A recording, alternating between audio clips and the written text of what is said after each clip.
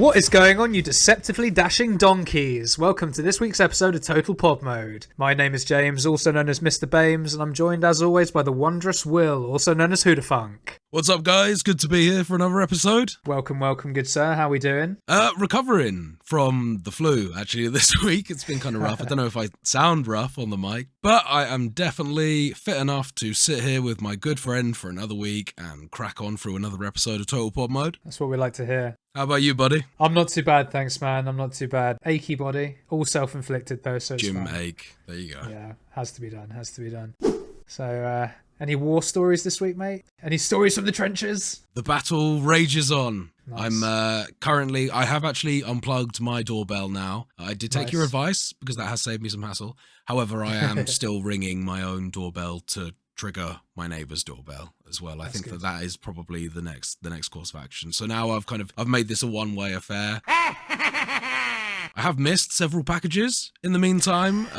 Important things. I think might have seen some debt collectors outside the other day. Actually worked out in my favor on that occasion, but I think that for the most part, it's kind of, we're still at very much a deadlock. My neighbor doesn't realize, I don't think, that this is happening. So at this point, I'm kind of unsure whether I want them to find out about it through this podcast or not. But either way, I'm hoping that it might actually spark them to eventually get rid of their doorbell. Yeah, well, fingers crossed. And shout out to Will's neighbours if they're listening.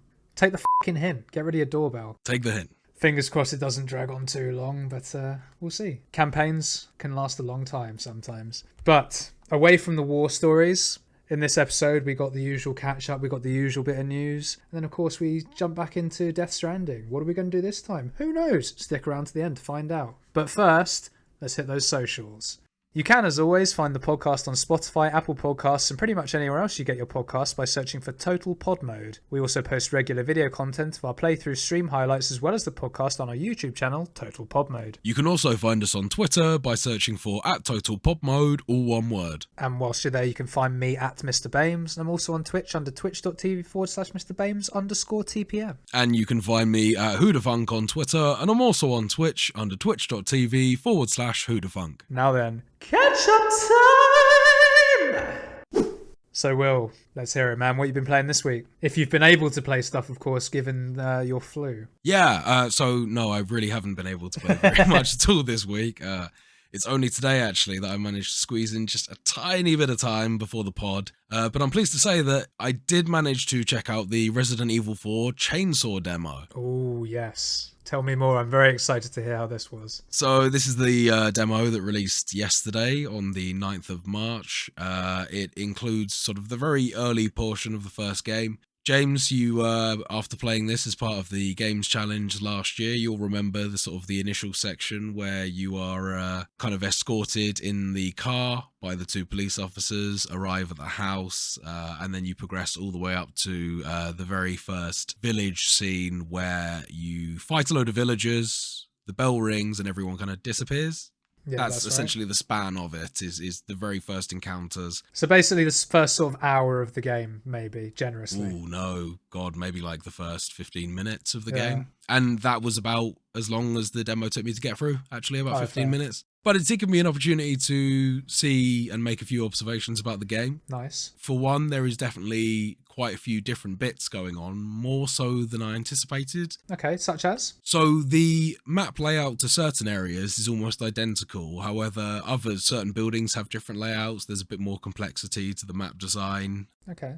They're just a different layout, essentially, to the to the previous ones, which is a little bit confusing because obviously certain sections are very close, other sections are different, so it's quite easy to get turned around. I found myself getting lost quite easily. Wow. It's a lot darker as well, so I really wasn't expecting myself to struggle to locate where I was going and stuff like that. I was expecting to feel a lot more familiar, but it doesn't. Does that make it more appealing for you that it's different enough that you're getting lost, in that it's not quite going to be a new experience, but you're going to sort of have things that you don't just know everything about straight away? I think that once I get over the initial fact that it's a little off-putting, I think I definitely will find it enjoyable. I think it was just kind of like those first initial steps into the game, and everything's sort of so same but different that you're kind of trying to get your head past that. But if I was able to play a little bit more of the game and get more into the control scheme, which is slightly different different. They've had a Okay. few revisions there. It's a lot more classic compared to the sort of the original game, obviously, which felt a little bit tough. You can, you can move while you shoot now and things like that. Oh, what? Ruined. It's just obviously more modernized and plays a bit Yeah. more like the RE2 remake. Even things like the way that the prompts come up, the hitbox and how close you have to be to them when you shoot an enemy in the leg or in the head, like in Resident Evil 4, you would be able to like do a sort of a melee move finisher or a melee move follow-up to that. And you can still do that in this game, but it just, I think that the way that the villagers are and the fact that they seem a bit more aggressive makes it harder to just sort of pop one guy, then run up to a massive group of them and press the button. The guys kind of lunge at you a bit faster and stuff like that. So it's absolutely doable, and I was having a good time in the end, but it took a little bit of getting used to. I was kind of expecting it to be very forgiving and similar to RE4, whereas it's not quite. I like the way that the physics and interactions work in the game. I like the fact that villagers can kind of grab you and you can even just push and shrug them off if they don't quite manage to catch your arm. It's kind of interesting. It seems a bit more physics based, or something is going on there. Oh, it all sounds quite positive, man. I mean, the changes you have mentioned are sort of changes that you'd expect from a modern remake. It sounds very promising, I've got to say. But how you answer this question will potentially change my opinion, Will. You did the first 15 minutes of the game. There's a very important thing that happens in the very first 15 minutes or so of the original game. Will, do you have the option to free the dog? I've got some bad news for you, James. That dog is, sadly dead on arrival. It's dead on arrival. It's dead there. They didn't just take it out. There's actually a corpse. Oh, you didn't? Okay, yeah, literally, as you walk through the area, the dog is just, like, in a bear trap with its intestines all exposed. Oh, damn. Yeah. Oh, I thought it was just not being put in anymore. Oh, God. It has a grisly fate as well. It's quite dark. I was surprised. Yeah, that's a bad Easter egg. Yeah, yeah, exactly. Damn. Yeah. Well, I guess the only positive from that is it will be interesting to see how the El Gigante fight goes without a dog. But, oh, that's sad. That's bummed me out. Well, I mean, I think that's the intention, really. I think that it's supposed to set the sort of the tone that this is going to be much more grisly. It's violent as hell. When you get attacked by the axes and things like that, the animation where Leon gets hit, it's very gruesome. I mean, that's good. That sounds awesome, I've got to say, yeah. And something would be remiss if I didn't talk about the fact that you actually get to fight the chainsaw guy at the very end, who now looks completely horrific compared to his PlayStation 2 or Wii counterpart. Yeah, bright red eyes, right? But they're sort of like not bright red, they're like realistic but bloodshot. Very, very bloodshot, sort of pulsed out of the head. And previously it just looked like a guy with a sack over his head with the eyes cut out. Whereas this now actually just looks like it is a person with a bag over his head, but the head underneath does not look like a human head. The eyes are spaced too far apart. And as James says, they're extremely bloodshot and they look like they're bulging out of whatever head is behind the sack. So it genuinely just looks horrific. Fans of the Resident Evil series, I can't see we'll be disappointed with this one. I got to see as well some little clips, some things that I was pleased to see. I got my first glimpse at Krauser. Ah, awesome. Albeit it wasn't a memory of Leon's, but I feel like if it features in a memory, then he's going to show up in the game. Surely he has to. He's got to. It's one of the best boss fights in the game. He's got to. Yeah, no, really looking forward to this one coming out. And it's only a couple of weeks away from release, actually, I think, at this point. So, yeah, that's one I'll be picking up shortly. It seemed to perform really well on my PC, and the graphics look very nice as well. So, yeah, a lot to look Although, forward big to. old caveat with that, demo, probably a vertical slice, not necessarily representative, all that good stuff. But fingers crossed, I really hope that it's good for you. And for me, by the sounds of it, because everything you've said, set apart from the dog. Rip dog. F in chat for the dog, please. But apart from that, it sounds really cool, really promising. So, colour me intrigued. I might even check the demo out myself. But other than that, man, like I said, that's me done for this week. What about you? What have you been up to? Continuing your adventures into Neo? Well, I think the question everyone wants to know the answer to, Will, is, did I cop out? Did I start Wolong before I finished Neo? Will, good people in the podcast universe, I did not cop out. I have still not started Wolong because I'm still playing Neo. You're still working your way through. Nearly there? I'm very close to completing Neo. So because I am very keen indeed to play Wolong, I looked up how many missions there were left. And I have got the boss that I'm currently fighting and then 2 more missions, therefore 2 more bosses, and then I will have finished the main campaign of Neo. Haven't put as much time in this week as I would have liked, but still having a great time. The challenge has sort of still been there. Some of the bosses have been a lot easier than other ones, I will say, but that's probably more a reflection on the fact that I'm more used to the game and I'm getting a bit better at it than necessarily the bosses are much easier in certain levels.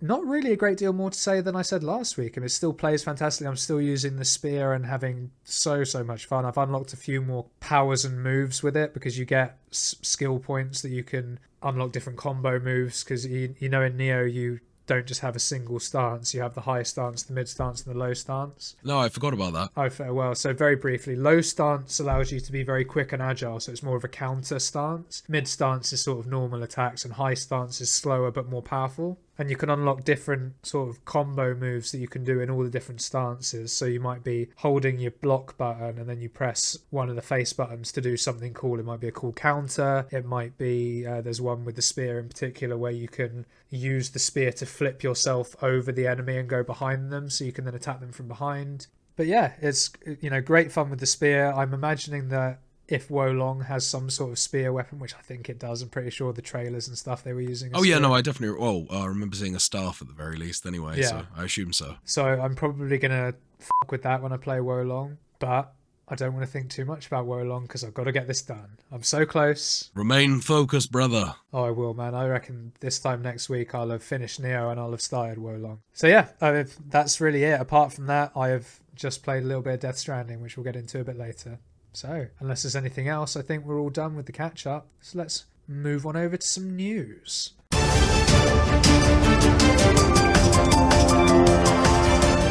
So our first news story this week. Google is not done with cloud gaming, Will. Shock and maybe horror? Oh, almost certainly horror. Emotional damage! Despite Stadia closing down in January, Google have said that whilst they will no longer be pursuing first-party opportunities in the cloud gaming space, they will be, and I quote, working with major publishers and will play a role in upcoming cloud gaming projects. Now, according to a report by Axios, and again this is a quote, Google Cloud Division is shifting to provide support for games publishers working on live service games. This takes the form of Google's new Google Cloud Bundle, which includes a mix of new and existing services. These include offering cloud storage data management, a game-focused server platform, and searchable game and player analytics. Google claims its new bundle will help publishers and developers manage the risk of live service projects, which can be highly profitable but suffer from unique technical challenges. Now, I find this an interesting direction personally, given how much fucking Stadia failed. Why would anyone trust Google to help them with their cloud-based situations? But very interesting nonetheless. What are your thoughts on this, man? Yeah, I think it's definitely an interesting one, given the lack of success that Stadia had. Because essentially, in that turn, it felt like they were kind of admitting defeat in the fact that they were no longer willing to manage their own cloud gaming service, and therefore, you know, you would think that it just wasn't profitable. Now they're coming back and actually trying to provide this environment for third-party developers to actually offer their own service. You say here that they're sort of removing some of the risk there in terms of technical difficulties. They'll be providing some of the infrastructure, it sounds like. So I think that it's understandable from that perspective. It sounds like they're kind of farming it out in the sense that if anyone wants to have a crack at it and do it any better, then they're welcome to give it a go. It might be a sort of a way of avoiding any sunken costs, given all the development that's gone into this. It's a way that it can potentially be profitable whilst not having to do any of the hard work of actually coming out with interesting games to play. That actually, I hadn't considered that. That actually makes it make a little bit more sense to me. It then doesn't become about the credibility of Google or what they can offer. It becomes about the quality of their infrastructure. You know, it's a good way to turn a profit on some stuff that they've already got, whilst avoiding all of those sunken costs that they would have put into developing it in the first place. So our second news story today, slightly following on from a news story we actually mentioned a couple of weeks ago. So we reported that Nintendo had signed a 10-year deal with Microsoft to bring Call of Duty back to the platform, and it was stated that by Xbox that Call of Duty would be available for Switch users the same day as Xbox with full feature and content parity. And my esteemed colleague Will here rightly questioned how this would be possible given the differences in hardware power and things of that nature, and it seems that someone at Microsoft was listening because they've released a statement this week on this very subject.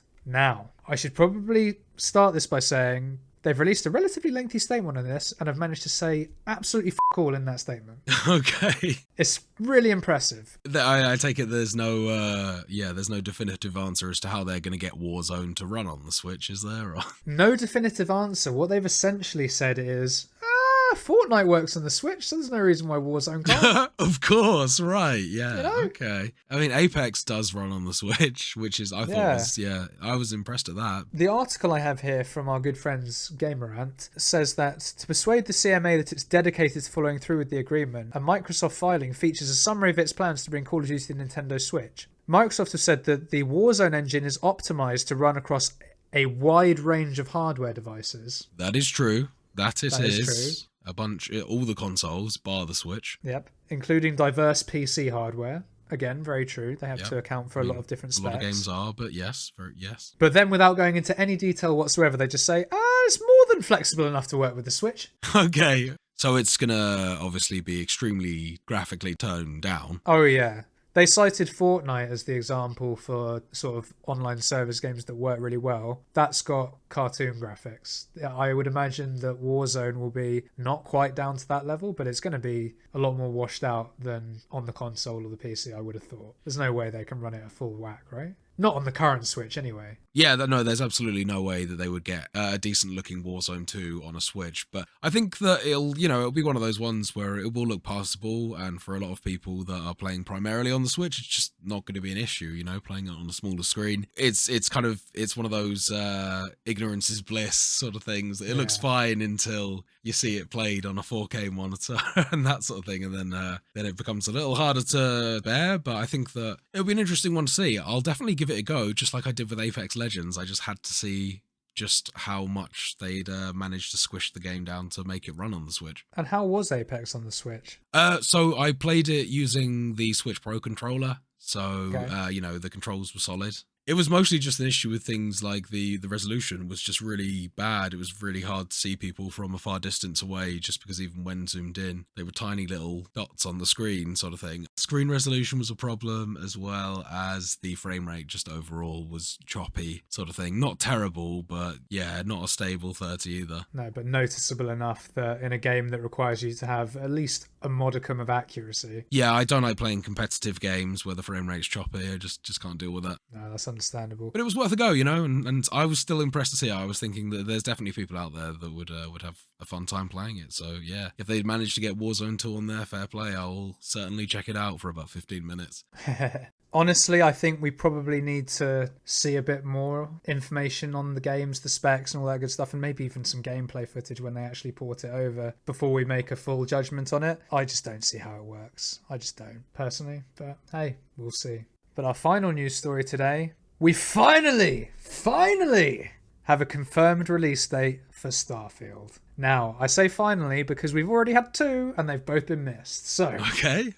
The game was originally set to launch in November of 2022. It then got delayed to, what was it, April or something like that, April or May. But it has now finally got an official launch date on the Xbox and PC of 6th of September. In the same statement from Bethesda, it was announced that there will also be a Starfield Direct event on the 11th of June, where on top of an update on what else Xbox Game Studios are working on, we will get to see a bit more gameplay, some behind-the-scenes stuff, and hopefully some more game mechanics and things like that for Starfield itself. Interesting side note to all this, 11th of June is also the day that E3 is meant to start, so... Oh, stealing a bit of thunder there. This is quite exciting if you're interested in Starfield, I feel.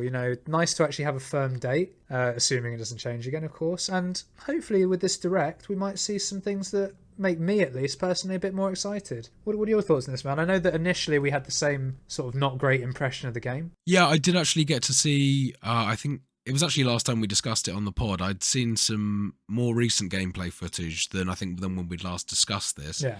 And I was actually a bit encouraged by that. I'm still, this game is still sort of on my periphery of hype rather than kind of a mainline thing that I'm going to be looking forward to. But I think that I was definitely reassured that this game was going to release in a much better state, in terms of at least some of the jankiness that we were able to see in that initial trailer. There were bits of gameplay footage that genuinely just look like alpha builds, and I think at that time they were talking about releasing it in sort of the following quarter. So I think that this is definitely one. I know that you're going to pick it up, and I think that I'm actually looking forward to hearing you talk about it, sort of thing. It's definitely got me intrigued. Me too. I don't know if I'm going to day one this, because when we first saw it, wasn't really looking great. I'm not mad keen on the basic premise from what I know as well, which is, Skyrim in space. Sounds alright, but I'm more of a fantasy guy than a space guy. I was going to say you lean more towards fantasy than sci-fi. Exactly, but that being said, it is still a Bethesda RPG, which means it's probably going to be really good. So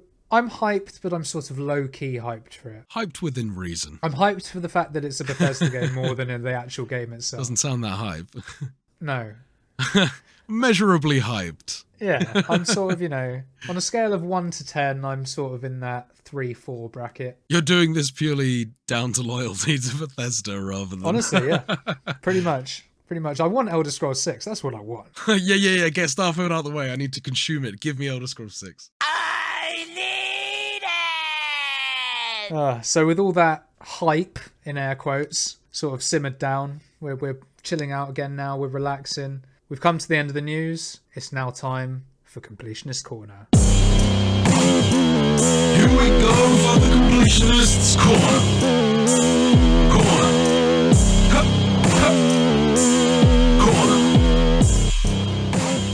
So, quick bit of admin here before I hand over to Will for the start of this week's Completionist Corner. We made a slight boo-boo on last week's episode because apparently neither of us can remember names correctly. So, we mentioned that Mads Mikkelsen's Mystery Man character was named Clive Unger in last week's episode, and his name's actually Clifford Unger. So, apologies to any hardcore Death Stranding fans that may have been listening and were deeply offended, and apologies to just you guys in general for making a mistake like that. I'm pinning this one on you, man. I'm not going to lie. I'm just going to pin this one on you. For no reason, really. That's fair, you pin it on the guy that's never played the game before versus the guy that's played it. That's fine, I'll take that criticism. Oh dear, so no, apologies for the oversight. It'll be corrected in this episode. And with that, Will, take us away, bud.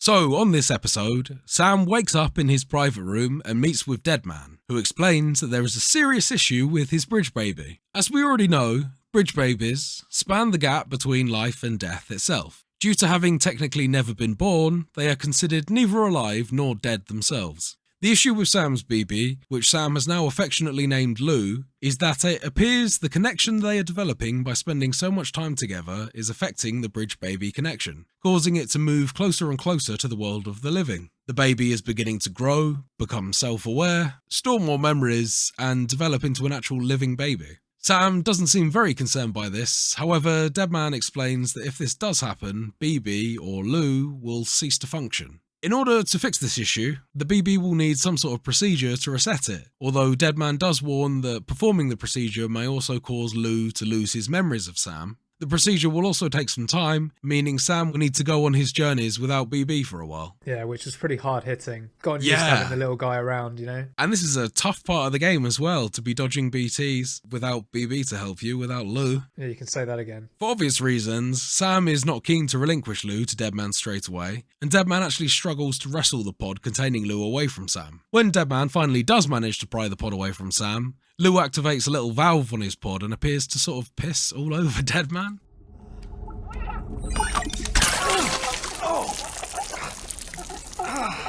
And this is why I hate these things.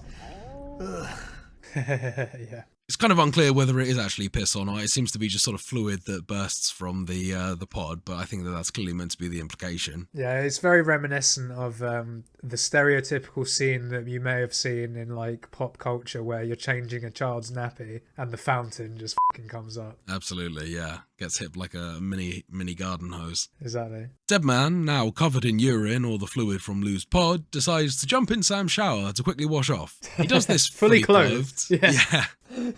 Sam sits for a while before noticing Deadman appears to just be standing in the shower doing nothing. So he gets up to investigate. Cue one of the weirdest scenes in all of Death Stranding. And that's saying something, believe me. So kind of intentionally creepy, yet kind of out of place and weird. And Deadman like proper getting in Sam's personal space for no reason. Yeah. It's brilliant. So on opening the shower door, Deadman pulls Sam into the cubicle and hushes him against the wall. He obviously wants to say something in private. And bear in mind that this shower cubicle barely fits Sam. Deadman has obviously found out that they won't be monitored as long as they're both in the shower, so this is a prolonged scene where Sam and Deadman, standing in very close quarters, have a discussion. At several points, Deadman clearly forgets that Sam has asymphophobia, the fear of physical touch, and he almost pins Sam against the wall trying to lean in and whisper in his ear. Sam spends most of this conversation avoiding eye contact and with his back up against the wall. Deadman tells Sam that he's been looking into the first Bridge Baby experiments, and, following our discovery last week that the Bridge Baby research held under the former president caused a void-out explosion, Deadman explains that all the research into Bridge Babies was supposedly cancelled, except that it wasn't, and the research was actually continued in secret under Bridget Strand, the successive president, and mother to Sam and Emily. Deadman explains Bridget wanted to find a way to incorporate Bridge Babies into the chiral network to facilitate travel to and from the beach. Both Sam and Deadman ponder if Die Hard Man knew anything about this, and if he is carrying on some of Bridget's intentions. My early sort of guess is yes. Yeah, that sounds about, yeah, it's believable. Deadman then leaves Sam to think on that, taking Lou with him to begin the resetting procedure. And as I sort of mentioned earlier, this was actually like quite dark. Like I felt like, no, I didn't feel complete going out. And you're probably going to mention it now, but when you get the lift cutscene when you're going up, you normally, like, if you're about to see a BB flashback memory, you sort of get like Sam sort of up on the lift, like sort of caressing BB, like sort of comforting him a little bit. With this one, he goes to do it and it's just an empty like attachment on his chest, and he's just like, oh yeah, right. He just kind of shrugs. Yeah, and it's really like it's sort of low-key sad. I found it funny. I don't know why. Yeah, it was hilarious, but it was also low-key sad. It was just like, oh, yeah, we're there without my buddy. Sam now needs to help speed up BB's resetting procedure by connecting local areas to the chiral network, boosting chiral density in the local atmosphere, and strengthening BB's connection to its still mother. Convenient, that's what we needed to do anyway. Yeah, absolutely. Yeah, there's Game a lot of kind of design, justifying baby. the continuing loop. Sam is obviously becoming very attached to BB after obviously giving him the name Lou, and also during the whole next section, as James mentioned earlier, Sam is constantly reminding himself how it's not the same without BB. Yeah, he's missing his buddy. Sam makes a very quick delivery to a doctor after leaving Mountain Knot City. He connects him to the UCA as the first step, and along your way here you can also find a little hot spring behind the doctor where Sam can sit down and take a break. So there's actually quite a few different hot spring areas in the game that you can discover as you wander around, and they just permit you to recover your stamina much quicker than you would by normally resting on the ground. Yeah, have a little soak. I think you get some sort of small passive buffs as well for a short period of time after using it. Yeah, sounds about right. That's the normal sort of hot spring in games sort of fare, isn't it? Yeah. Sam also visits a roboticist who is keen to join the network as well, and as he's navigating the mountain areas, he'll actually start to need some new equipment for that, given that a lot of these areas will be covered in thick snow. Sam gets provided with the all-terrain power skeleton from the roboticist, which enables him to traverse the snow without suffering any of the speed penalty that it normally gives you. Really useful item this, which I didn't use. Did you not use either? Nah, because I've become quite attached to my just power ones with like they give me the extra 100 kilo. Oh, yeah. Which is ridiculous because I'm now not carrying huge heavy loads, particularly when we're walking up all these mountains and stuff. I just didn't think to change it, honestly. You moron! And also I'll say at this stage as well, you mentioned, or we mentioned last week rather, that I did climb a snowy mountain and I didn't think there was a cold mechanic. And you were like, ah, yes, it's there, believe me. I fucking know now. Ooh. Yeah. Oh, God. Your stamina just drains a lot faster, essentially, in the cold. Yeah. Because I was like, why am I moving so slowly? And why have I got half of my stamina bars like black and white grayed out, you know? Yeah, I was like, that's oh, this must be the cold mechanic that Will was talking about. Also, you can get, if you sort of rest in the snow for too long and stuff, you can actually get frostbite on your hands and feet. Yeah. Oh, that's jokes. That's a nice touch. So as I mentioned before, Sam is unable to see the BTs during these deliveries, which makes things a lot harder for him. Although we are granted with the ability to cut their chiral ties with the blade that Mama gave us last week, which may come in handy if you accidentally stumble into one of their umbilical ties. For the most part, you're kind of just accidentally stumbling around into BTs and then very suddenly changing direction, holding your breath and running off. Must say though, I did do exactly what you've just described. I was walking around and it started chiral snowing, so I knew there were going to be BTs about. So I crouched down, didn't hold my breath or anything, just crouched. And I was walking along minding my own business, didn't see anything, just chilling. And then I get a little thing flashes up on my screen. And I was like, ooh, X to do what? So I moved back really slowly and was like moving around. It was like, press X to cut umbilical cord. And I was like, there's a BT here. Couldn't see the thing. So anyway, did it. And I got the kill. Then I came up with another one, and this was really interesting. It wasn't a kill, it was a baby BT again. Like there you go. Mama's one. So I cut it, and it just started crying. And I think I got some likes. That's right. Yeah, you get likes Yeah. if you free the baby ones. Yeah. The BTs give you likes whenever you cut their umbilical cords, I believe. Oh, really? I didn't notice that for the normal BT. Yeah. But yeah, so it was just really, really quite cool. Like, I didn't see anything. Like, there was no tell for me. I crouched because it was Chiral snowing and I knew it was coming and just walked into it randomly. Great.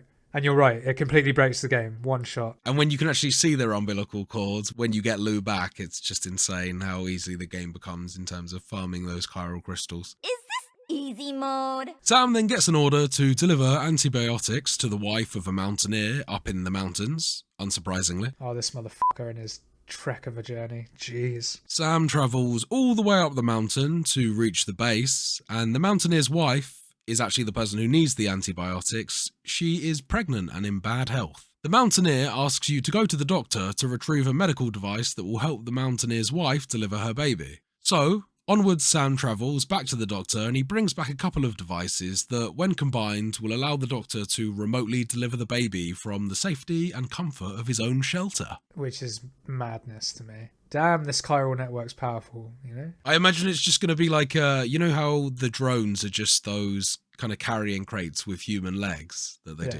I imagine this one's just going to be 2 human arms, and then he's just sat there like with a camera and he's just manipulating some rubber digits, I guess. So it's like in those old sci-fi films where you'd see like the rubber gloves inside the box and you control it and it moves the robot arm. Yeah. It's like that. I think that's exactly that, yeah.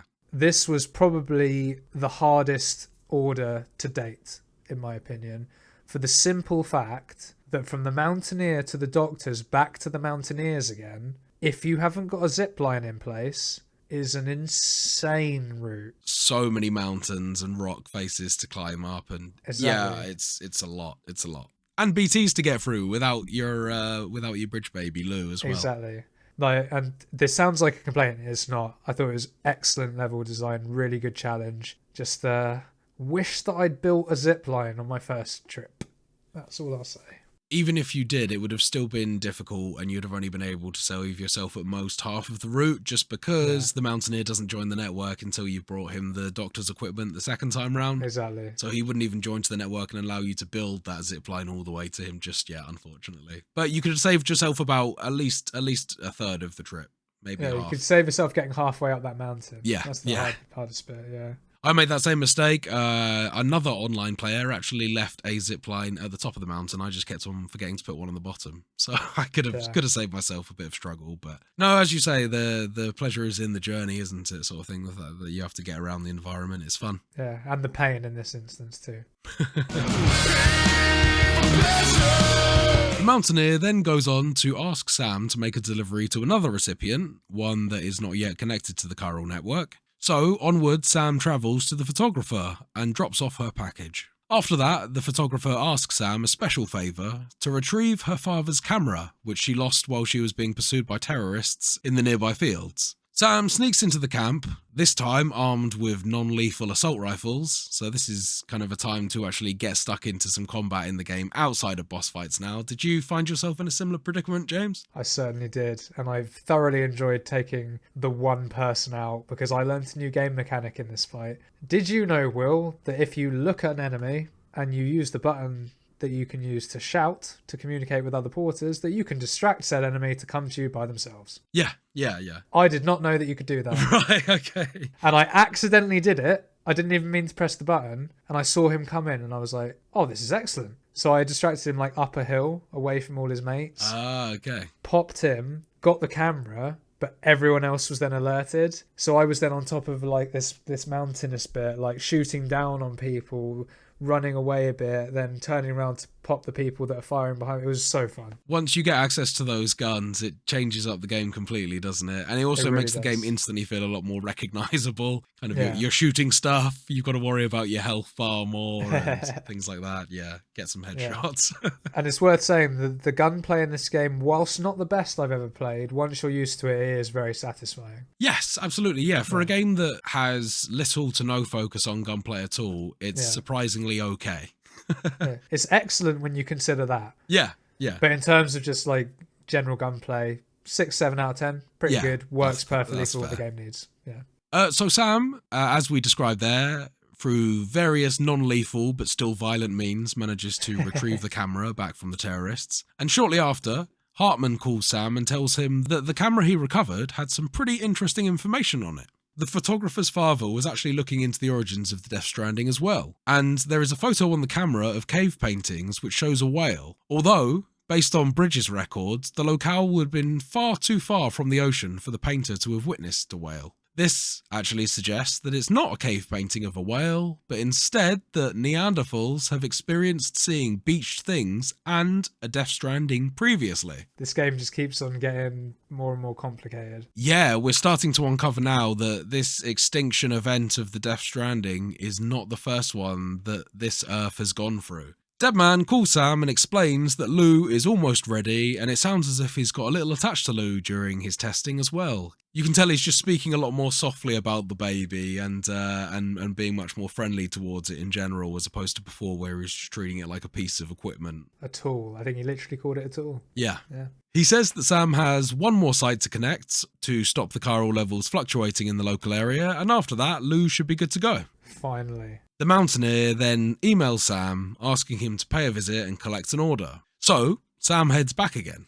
The mountaineer discovered a bunch of rock samples with handprints on them that appear to be the BT handprints on his travels around the mountain. When he mentioned this to a nearby spiritualist, they sounded very excited and want to examine the rocks themselves. So, Sam takes the rocks to the spiritualist, but before he sets off, Lochner calls Sam and explains that another chiral storm is headed towards Mountain Knot City, similar to the supercell that sucked Sam away to Cliffhanger, who he fought over with Lou in last week's episode. The plot thickens, as does the chiral density.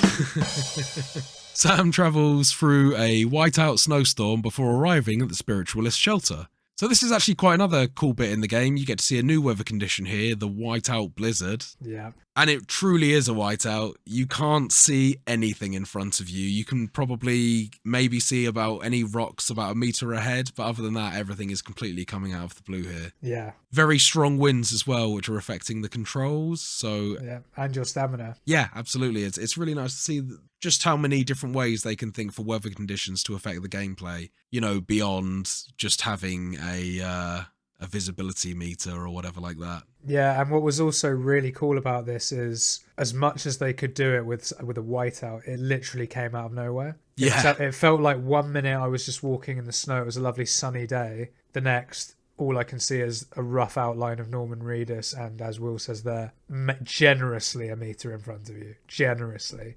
It's great. Looks Really fantastic good as well. Yeah, you would think that kind of it wouldn't be too hard to replicate something like that. But the amount of detail and effort it must have took is really impressive, the way that they pulled it off visually. So, after arriving at the spiritualist shelter, she explains that the rocks originate from before the times of humanity even. She also explains that the mountain used to be a pyramid in ancient times, and the whole area is actually in fact strongly connected to the past and can provide so much valuable intel like the rocks. She's going to try and date the stone fragments in order to better understand the origins of the Death Stranding, and she thanks Sam for the delivery and explains that she'll be in touch once she makes any discoveries. Deadman then calls you to explain that Lou is now up and running again, although it's not showing any signs of attachment or recognition yet, so it is entirely possible that its memory may indeed have been erased. Which would be sad. Yeah, we don't want to lose our buddy. Lou seems pretty keen on us as well. It's not just Sam that's taking a liking to Lou. Two-way street. Deadman isn't able to hand over Lou just yet, though, as he went out of the field to do some further testing, but the chiral storm that Lochner phoned to tell Sam about earlier is preventing him from returning to his base. So, Sam will need to meet him in a nearby cabin instead. As he heads towards the cabin, you can see the supercell forming out of the storm like a giant downwards travelling cyclone from a dark cloud, and this is another really impressive visual feat that the game's achieved, sort of thing. This massive storm that you can see overhead looks really impressive. As Sam approaches the cabin, Deadman opens the door and tells Sam to stay back, but it's way too late. Both Sam, Deadman, and Lou are all pulled into the air and sucked away. No! The scene opens to Deadman holding Lou and looking for somewhere to hide amongst a battle taking place in a city. Deadman takes shelter under a bridge whilst skeletal soldiers and a large tank draped in fleshy parts passes overhead. One of the creepy baby dolls with the punctured heads floats towards and bumps into Deadman's leg, and then you can see the doll being gripped by a tiny small black tendril that pulls it away. I'm not really sure what it's supposed to. I think it's obviously the connection, the stranding to Cliff Unger, and I don't know, maybe he can like see through the dolls or sense things through the dolls. I don't really understand what that's about. It was very odd, this scene. In the distance, in a sewer, you can see Unger accompanied by his usual troop of soldiers searching for Lou. And in this scene, it's a little confusing as well, because he's actually wearing and takes off a pair of night vision goggles, which obviously doesn't line up with the fact that in our last battlefield, it was supposed to be World War I. Why is he now wearing a set of night vision goggles? Exactly. Sam then wakes up to the sound of gunfire, air sirens, and chaos again, and he gets a call from Deadman, who says that he's currently surrounded by soldiers that look like their uniforms are consistent with World War II soldiers, in fact. Once again, night vision goggles, World War II, it still doesn't quite line up in terms of the technology there. Why is this battlefield involving such disparate time frames? Deadman tells Sam to look for a sewer entrance so he can find him. Sam navigates through streets full of gunfire, tanks, and the sounds of battle. He eventually finds the entrance and is able to meet with Deadman and collect Lou from him. You can see now that Lou seems to have grown attached to Deadman as well. And as Sam takes Lou back, he actually reaches out to touch Deadman. Which I didn't like. Yeah, I got jealousy vibes here. Yeah, innit? Yeah. It's like, what the f*** are you doing, That's baby? my baby. Exactly. He don't love you like I love you. As Sam connects Lou to his suit, he notices that this time he isn't greeted with the usual visions that are suspected to be Lou's memories from the past either. So again, this is all sort of suggesting that their special bond has been somewhat severed or disconnected due to the resetting process. Which was, again, very sad, but we have a job to do, so I couldn't dwell on it at this point. Yeah, distressing, but let's go kill Unger first. Sam leaves the sewers and we're greeted to another vision of Unger reclining in his barbed wire spider bed. Unger drops down and begins to hunt Sam and Lou. And this fight is harder than the last one. Some of Unger's men are now armed with rocket launchers. Yes. The environment, as we spoke about earlier, is much more open in terms of design as well. You can catch a lot more bullets. Yeah, and a lot less, like the cover's a lot lower, it felt. It is, yeah. There's not sort of those clearly defined trenches that you had before that you could duck in and out of. How did you find this fight? Well, a lot harder than the first one, as you said there. I mean, those rocket launcher troops in particular, they took a while to fire, but they'd literally sprint to where you were, stand pretty much point blank to you, and just fire. So I felt that I had enough time to take them out quickly, and I never got killed by the rocket launchers, but I just couldn't believe the bravado on them just running up to you. Yeah, they put the pressure on quick, don't they? Exactly. I mean, it was great. It was cool. But the main thing that made this fight so much harder is a combination of two things. One is the lower cover and the fact it's more open, and sort of as a result items were sort of more widely dispersed, so to get a gun when you ran out of ammo, basically you have to run a lot further and cover a lot more ground. But the other thing is, in the first fight, like when you shoot him enough times and he sort of loses a stock, say, he runs off and sort of regroups. In the trenches one, he'd be running off like quite a long way away, and then you'd have time to sort of recoup, go get do your health thing back. Exactly. Pick up some more weapons. Exactly. Whereas this time, I found at least, particularly in the penultimate stock to the final stock, he literally went around the corner. Yeah, 10 meters. Yeah. Literally just walked around the corner. So I'm running like, cool, I'll get myself a gun. And I see him like, whoa, I need to run away again. But yeah, how about you, man? How did you find this one in comparison to the last one? So I think you remember you saying that the last one was very, very tough at times for you. Yeah, big challenge. And I took a leaf out of my book that I did last time and I just whack down the difficulty right down to get my way through this section, just to avoid any sort of struggling, really. I mean, I do like the fighting sections. I think they're cool set pieces, but they become significantly less fun after multiple deaths and retrying them over and over again. Yeah. So well, on the hardest difficulty setting, like you say, just they tank it. Absolutely. Particularly with that one where they're just around the corner, you got no chance. Yeah, on the harder difficulties, someone can absolutely just light you up with a few bullets, especially from a shotgun, and it can sort of have you over in seconds. So Sam is eventually able to defeat the soldiers and Unger using weapons scavenged across the battlefield. Yeah. Shout outs to the assault rifle. I like the shotgun in this one, weirdly. It was doing bits for me. Unger crawls forwards on the ground and is kind of speaking and mumbling to himself, muttering about regretting ever having agreed to put Lou in his bridge baby pod. He says it's all his fault and he should have never put Lou in the prison, obviously referring to the pod. Unger grabs Sam and they both struggle as they did last time. In the tussle, Sam appears to rip off Unger's dog tags, and he's then greeted with another vision from the past. It appears that we're now seeing Unger, after he was shot by the guards that he was trying to escape from with Lou last week. He's now locked himself in a room whilst the guards try to break in, and the vision ends. Still no closer to finding out what this guy's deal is. What's the deal? Sam wakes up in his private room after being spat out by the supercell. When he goes to check on Lou in the pod, however, he's startled to see another creepy baby doll floating in the pod instead. Sam snaps awake from his nightmare and checks on Lou. Yeah, this one got me good as well, I've got to say. Yeah. I knew what it was straight away. This time I was like, nightmare, cool. But I was like, this motherfucker. Deadman enters Sam's room to debrief, and during this conversation he mentions that he now knows the reason why Sam gave BB the name Lou. Yeah, and this was another sort of pretty emotional reveal, this one. Didn't see this one coming at all. So Deadman actually discovered some records from around 10 years ago where a young woman died suddenly whilst she was in hospital, and her husband was a member of Bridges and also a Doom sufferer. Sound familiar? Her husband tried to get her out but couldn't make it in time, and as a result, the whole nearby town was wiped off the map, leaving behind nothing but a crater and the man. People wanted answers, and the sole survivor was the only suspect, and he was also obviously the easiest to blame. People also blamed Bridges too because the man worked for them, and because of this, the man decided to leave Bridges and sever all ties. The young woman was called Lucy, and she was pregnant in the hospital at the time of her death, and the couple were going to name their son Lou. So if it isn't already painfully obvious, this man that we were talking about before that survived the crater explosion is obviously Sam. And this potentially raises another question. It also kind of explains that Lucy in the photo... That's exactly the question I was going to raise. Is that actually Emily in the photo, or is it Lucy? Lucy, yeah. Because you speculated at the start that she looked pregnant, which I didn't clock. Yeah, oh, she's got a big old That big would old make tummy in the perfect photo, sense, right? Yeah, pregnant with Lou. Exactly. I think I'm pretty sure that's it. It's just like if you haven't drawn the line in your own, or the game hasn't drawn the line explicitly at that point yet. But if you've either played it a few times or you remember looking back, you got a good memory, then yeah, you can get those snippets. Deadman also begins to explain a little about himself. And also, this gets even weirder. Yeah. So Deadman explains that his own body is actually 70% harvested from human cadavers, because he's mostly grown from stem cells and human body parts combined. And whenever parts of his body rejected or didn't function properly, they were simply swapped out with other cadaver parts instead. Yeah, literally calls himself a Frankenstein's monster. Exactly that, yeah. I'm Frankenstein's monster. Deadman describes himself as completely soulless, or having no car, that's spelled K-A.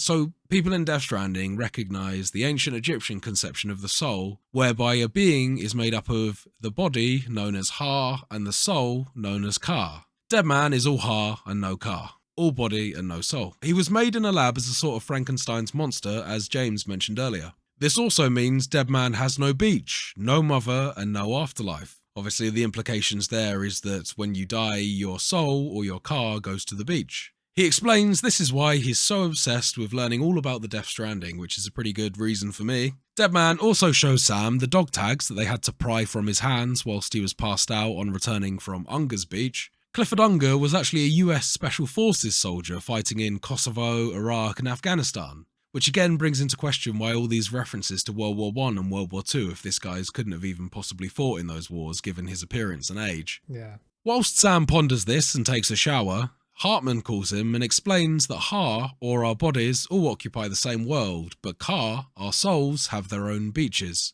These beaches are given form by our beliefs, religion and philosophies. And as a result, a beach can be anything, and those anythings form a multiverse of beaches. However, if lots of people die at once, beaches can become tangled and grouped. This can often happen during wars, for instance.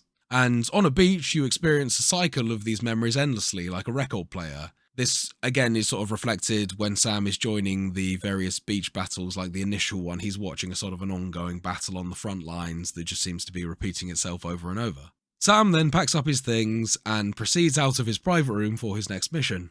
As Sam leaves his private room and connects Lou to his suit, he sees another vision of Unger in the medical room where Lou was kept in the past, clearly before any of the events where he was shot whilst trying to escape. He turns around and there's a man who he refers to as John. You can't make out his face as he is standing too far off away from the glass. John and Unger greet each other and embrace. Unger tells John that he took his wife into care in order to avoid any risks to her health. The man called John speaks and apologises to Unger, saying that he had no idea Unger was the husband, and then the vision fades. This obviously sounds quite ominous there. Yeah, and it's worth noting as well, doesn't he greet him as Commander, insinuating that John was perhaps in Unger's regiment, under his command? Yeah, absolutely. Yeah, they definitely have some history that goes way back. The voice of the man, John, is actually recognisable at this point in the cutscene. Pretty recognisable indeed. Could this actually be Die Hardman? That's exactly what I thought when I first heard it. Although we couldn't fully see his face through the glass, he didn't appear to be wearing his black mask, and Sam had previously mentioned before this that Die Hardman had been wearing his mask for as long as he'd known him, so if this is Die Hardman, this vision is clearly from a very, very long time ago. Sam arrives at the top of the elevator and gets a call from Die Hardman. He explains that a massive tar belt is surrounding Edge Knot City, which is Sam's final destination, and also where Amelie is being kept, and where Higgs is supposedly lurking. Every single reason ever to go there. The last step on the way to connecting America. Before Sam can head there, he needs to go see the researcher Hartman and connect the region to the UCA. Hartman asks that you bring the dog tags of Unger with him, as well as Mama's deceased body. He explains that Mama's body actually hasn't shown any signs of necrosis since she died in last week's episode, and therefore they haven't actually incinerated her as they would do normally to avoid a void out blast. This is very curious. Yeah, a very big turn up for the books here. A person who is not showing any signs of decomposition. Clearly has something to do with her interesting connection with Lochner as well, her twin sister. Them being conjoined twins with both of their cars now in the same ha, but with one ha remaining and without a car. Does that then prevent it from causing a void out? Because a void out requires a body that actually had a car leaving it at that point. So many questions get asked every time you think you're getting an answer in this game. But I extrapolated just that from it. I figured that the fact that the soul was still alive and well, but in a different body, was meaning that that body didn't need to be messed with. Just like the soul didn't progress to the beach once the body had died, the body doesn't decompose. Exactly. Yeah. Lochner then wheels over Mama's corpse in a body bag and gives it to Sam. Sam proceeds to travel through the snowy mountains, and he arrives at Hartman's lab after connecting the location to the chiral network. Now, this is kind of a lab surrounded by a load of snowy mountains, but also in the distance you can see a heart-shaped crater in the ground nearby as well, which is a little touch there, being Hartman's abode. And the story we're about to hear is another reason why he's actually called Hartman, and it all makes perfect sense. As much as a Kojima game makes perfect sense.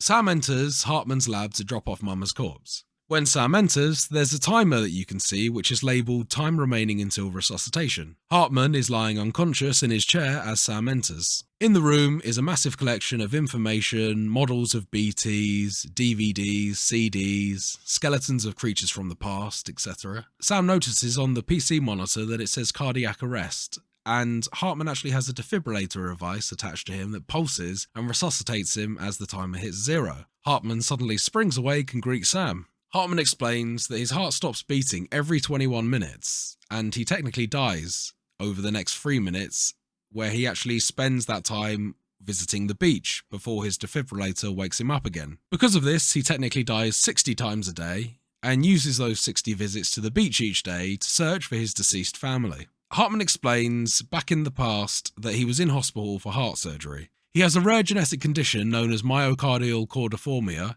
where his heart is shaped like an actual Cupid's heart. So like the typical cartoon heart that you would draw on a piece of paper, you actually get to see it in a ECG image that he shows you. It's actually shaped like just your stereotypical classic heart. So following his surgery, and when it became clear that he was going to pull through the operation, his wife and daughter went home to collect some things for him, and they were unfortunately caught in a void out blast. That same void outblast also knocked out the generator's life support machine at the hospital where Hartman was being operated on. However, the hospital was spared for most of the explosion. Hartman then, at this point, unconscious, awoke on the beach for the first time, surrounded by hundreds of others, all walking towards the ocean.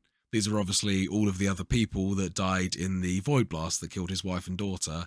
And as Hartman explained earlier, if a lot of people all die at once, they can also often end up in the same place, or beaches will become entangled with each other. He searched for his wife and daughter and saw them in the distance amongst the masses, but before he could reach out to them, the backup generator came online and he was brought back to life via the defibrillator in the hospital. So now, Hartman searches the beach for his family whenever possible. Which is every 21 minutes. Hartman continues speaking to Sam and reaches inside the body bag Mama is resting in and retrieve what looks like a placenta in a test tube. Although this isn't an ordinary placenta, this looks rather like a tether from a BT, and he thinks that it will be important for his research.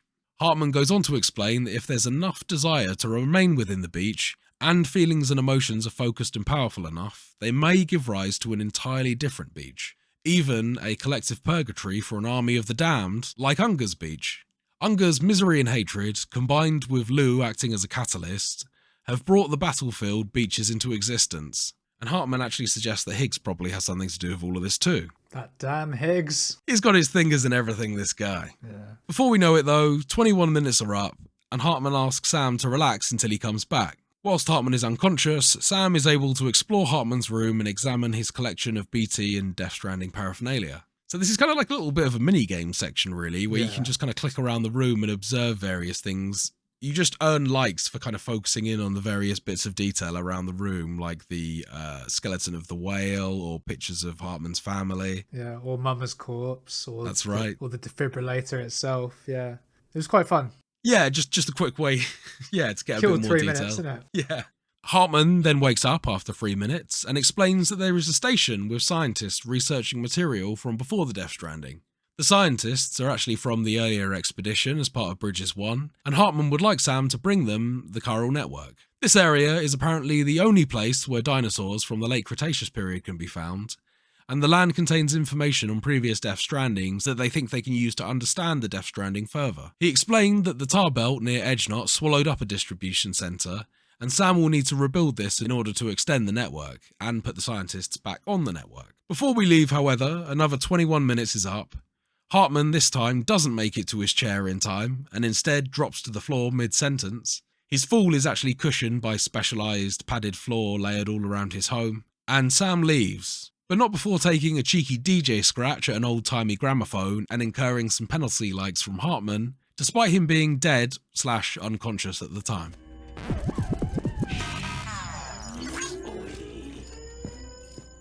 Yeah, I really enjoyed this.